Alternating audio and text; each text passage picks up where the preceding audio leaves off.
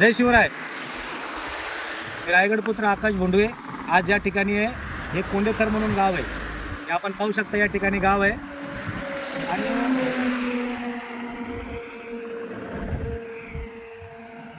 तामिनी घाट म्हणजे जिथून आपण उतरायला सुरुवात होती हा जो पहिला घाट आहे, म्हणजे पहिलं गाव आहे कोंडेथर म्हणून.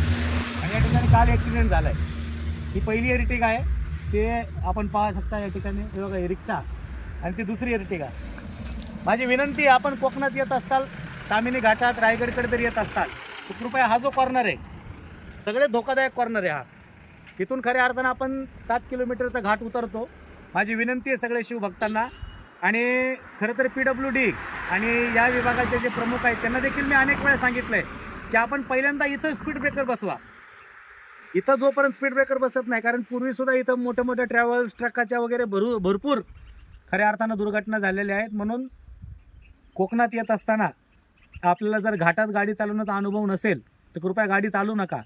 आणि जरी तुम्ही चालवण्याचा प्रयत्न केला तर कृपया शिस्त पाळा, संयम ठेवा आणि खऱ्या अर्थानं वाहतुकीचा जो नियम आहे तो नियम पाळूनच तुम्ही खऱ्या अर्थानं गाडी चालवा. अशा पद्धतीचं हे बघा.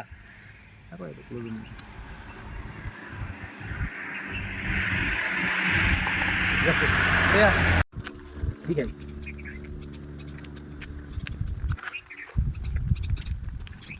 इथून आपण घाट उतरायला सुरुवात करतोय. हे बघा, हे कोंडेथर गाव आहे. आपण इथून हा घाट उतरतो. 7-8 किलोमीटरचा उतार आहे आणि आपण कोकणात पोहोचतो.